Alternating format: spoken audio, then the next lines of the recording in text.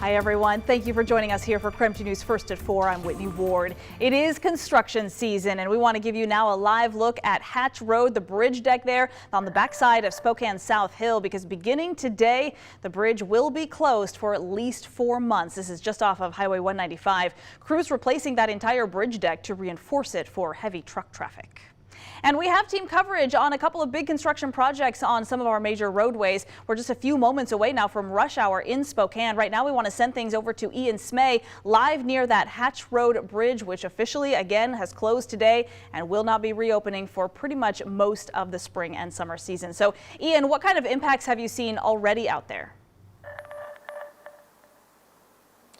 Yeah, construction crews started their work today on the Hatch Road Bridge, and the bridge is going to remain closed until at least the end of July or even maybe early August. And this comes as it was reportedly shifting under the weight of heavy vehicles as it went over it. Now, drivers will need to go up to I-90 and use one of those exits if they want to get to the South Hill from Highway 195 for the time being. Hatch Road usually gets busy during those peak commuting hours, like you said, when you were just a few hours away from them. And that means that a lot more people are going to have to use a different route now. This is affecting everyone from normal commuters to school buses that take kids from the Eagle Ridge neighborhood to South Hill schools. One parent of a Spokane Public Schools student said the district gave them a heads up that their kids' route would be longer, but they said Durham Bus Services, who actually operates the buses, didn't give them much warning. Everything, unfortunately, from the school district was great, but from Durham, most of the communication was pretty last minute. So that part was difficult from planning purposes. To find out 3 days before, the week that it happens, makes it difficult on a parent.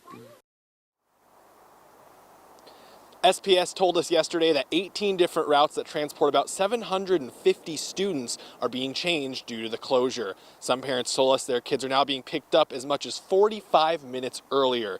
Coming up at 6 o'clock tonight, I'll have more about how the bridge closure is affecting local commuters. Reporting on Hatch Road, Ian Smay, KREM 2 News. All right, Ian, thank you very much. And boy, it is hard to look at anything outside and not just want to be out there. It is an absolutely beautiful spring day. And Chief Meteorologist Jeremy Legoo is out enjoying the sunshine right now. Jeremy, I am super jealous. It doesn't get much better than this. This is seriously the greatest moment outside I think I've ever had. I think they're actually telling me in my ear that I look a little too comfortable. So maybe I think you're perfect. Ditch some sunglasses and do this, Whitney. What do you think? All right, well, it is a beautiful day. We're just shy of 60 here in Spokane right now, 59 degrees for us. A light wind as well. It's a breeze that every once in a while when it picks up, you go, oh, this is beautiful. 59 here, 61 in Coeur d'Alene, and 59 up in Sandpoint. You're in the mid-60s out in central Washington. It is an absolutely gorgeous day. Calm wind, plenty of sunshine, warm temperatures, but enjoy it while you can. That's kind of the story I'm going with today. Sure, we get a little more wind and we cool down a bit, but it's still going to be kind of nice. As you can see, the frontal boundary moves in tomorrow. As this happens, I do think we'll get a bit of gusty wind. Wind gusts around 30 to 35 miles per hour, pretty widespread across the region. For us, I think it's a narrow miss on that moisture.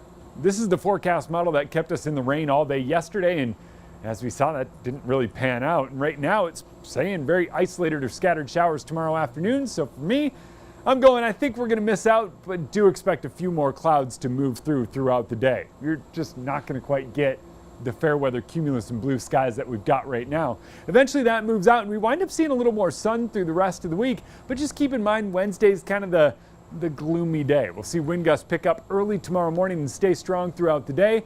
Temperatures fall into the 40s, but by tomorrow afternoon, we're back in the 50s, so still warmer than where we should be this time of year.